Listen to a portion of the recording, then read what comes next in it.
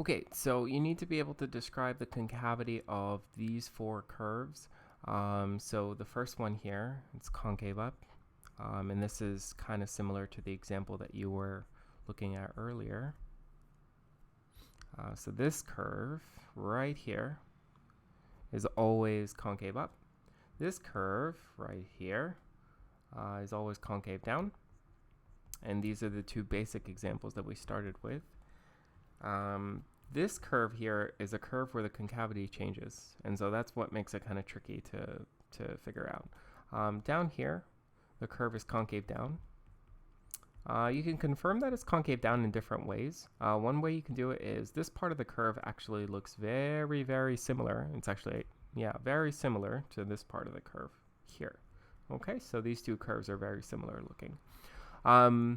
Another way you can kind of recognize it is maybe looking at the slopes, and maybe this is a little bit harder, but here the slopes of the tangents are large positive, and then as you kind of increase x, the slopes of the tangents to the curve get smaller, and so the slopes are decreasing, curve is concave down. The right side of the curve right here is concave up, and again, I think the easiest way to see that is to kind of just know that this is concave up.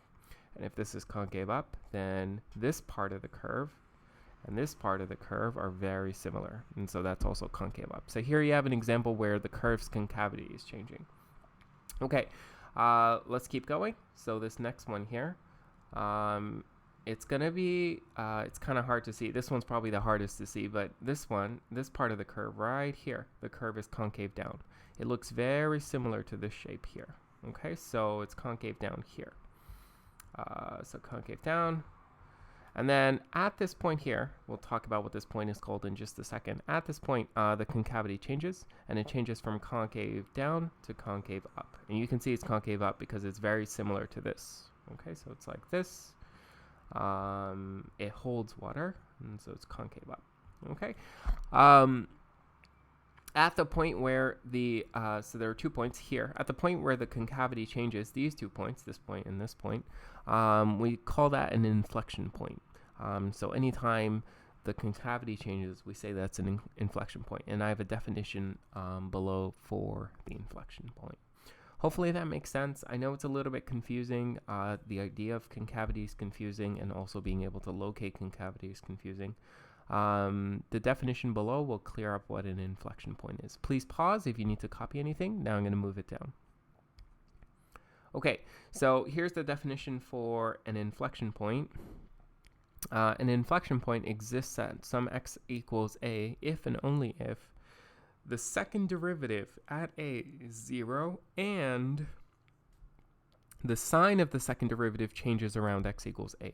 This and clause here is very important. So it's not enough for the second derivative to be 0 at some a value. You need the second derivative to be equal to 0, and you need a sign change of the second derivative. And then you have an inflection point. And I'll talk about a little bit about why that is later down. But that's the definition of an inflection point. Idea being that an inflection point represents a point where the concavity of the curve changes. So either it's going from concave up, maybe I'll write this down. Either it's going from concave up to concave down, or, you know, the curve is going from concave down to concave up.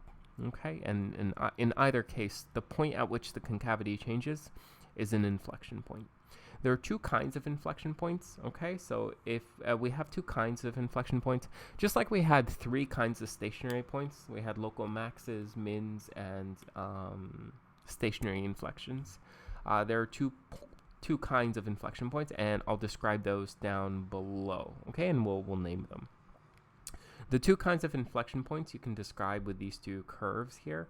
So this first curve, you can see that you know, you have a curve that kind of looks like the cubic curve, and I've labeled x equals a here. That value is going to be important on the curve. So let's go ahead and fill in the first derivative. To the left of x equals a, as x goes from negative infinity all the way up until x equals a, we can see that the curve's y values are increasing. Because the curve's y values are increasing, the first derivative is positive. And then right at x equals a, the first derivative's value is going to be 0. The reason being because the slope of the tangent right here is going to be 0. And then after that, the curve is increasing. And so the first derivative is positive. Okay? The second derivative is kind of what I want to focus on. Let's look at the second derivative. So here you can see that the slopes of the tangents, so now you're thinking about the slopes of the tangents, as you increase x from negative infinity up until a, the slopes of the tangents seem to start off at large positive values, and then they decrease to 0. Okay? So actually, the slopes of the tangents are decreasing. So the curve is concave down, and you can kind of see that with the shape here. Curve is concave down. At x equals a, the curve has no concavity, or at least it, the second derivative is 0. And then after x equals a, we can look at the concavity by kind of knowing the shape, and the shape is, it looks very similar to the right side of a parabola that's facing up. Okay, and so it's concave up. Another way you can see it is the slopes of the tangents are from at x equals a, the slopes of the tangent is 0. And then as you increase x, the slopes of the tangent get more and more positive. Okay, so the slopes of the tangents are increasing. And so because of that, the second derivative is positive. Okay, so hopefully that kind of makes sense. This point here is called a inflection point, but it's not just any inflection point. This point is called a stationary point of inflection. Okay, and this is our first kind of inflection point. So there are two main kinds. This is the first kind. I'm going to take this, I'm just going to copy it, and I'm going to paste it here. So this is our first kind of stationary point. Or sorry, our first kind of inflection point. Okay, if you take a look at the curve on the right side here, I have this curve here. I have point x equals b, x equals a, x equals c labeled. The reason x equals a is in the middle is because I want x equals a to be an inflection point. Okay, so it's an inflection point here and then also here. What we need to do here is figure out what the sign chart looks like for the first derivative. So let's do that first. From here, from x equals negative infinity all the way up until x equals b, the curve seems to be increasing. Okay, so the first derivative is positive. Then you can see from b all the way down to c, the curve is decreasing. And so all the way from b to c, the curve is going to be negative. The first derivative is going to be negative. And then after c, the first derivative is positive again, okay, because the curve is increasing. So I'm just going to jot that down.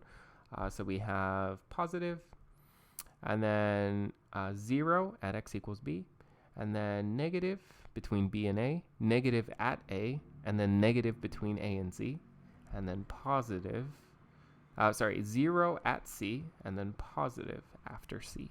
Okay, and hopefully that kind of makes sense. I know there are a lot of points to keep track of here. Okay, the second derivative, that's kind of the more complicated one.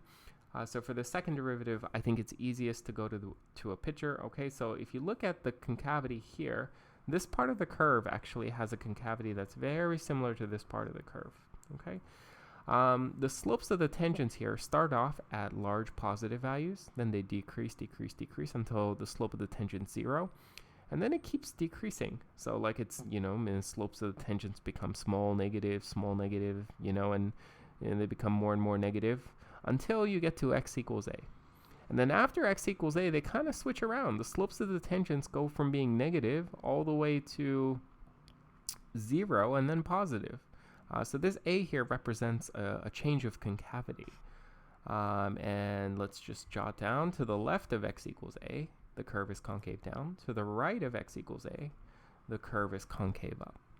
Okay, and hopefully you can see that based off of the shape and also based off of the rate at which the slope is changing. Okay, so for the second derivative, really all I need to worry about is x equals a. At a, the concavity is 0. To the left of a, the concavity is negative. To the right of a, the concavity is positive. Okay. I know this is kind of tricky because you have lots of information. You just need to be comfortable creating a sign chart where you have information about the first derivative, but also the second derivative. And you need to be able to be comfortable taking this information, the first and second derivative, and going backwards to a graph. Okay, so you should be able to kind of move back and forth between these two representations. Okay, this point here, point A, I didn't name it. Let's name it. I'll do it in blue. This point here is called a inflection point, but it's a non-stationary inflection point. Okay, the reason it's called a non-stationary inflection point, so with a stationary inflection point, what's happening is at x equals a, the first derivative is equal to 0, as in the slope of the tangent to the curve at x equals 0 is 0. At x equals a is 0. So the slope of the tangent to x equals a is horizontal. But here, the slope of the tangent to the curve at x equals a is not horizontal. Okay, so the first derivative at x equals a is non-zero. And so that's what makes it non-stationary. Because remember, the definition of a stationary point is the first derivative at that value is 0. So this thing is a stationary point. This thing, the slope of the tangent here is not 0. And so because the slope of the tangent is not 0, it's not a stationary point. And so we call it a non-stationary inflection point. Okay, please jot everything that you need down, and I'm going to move on.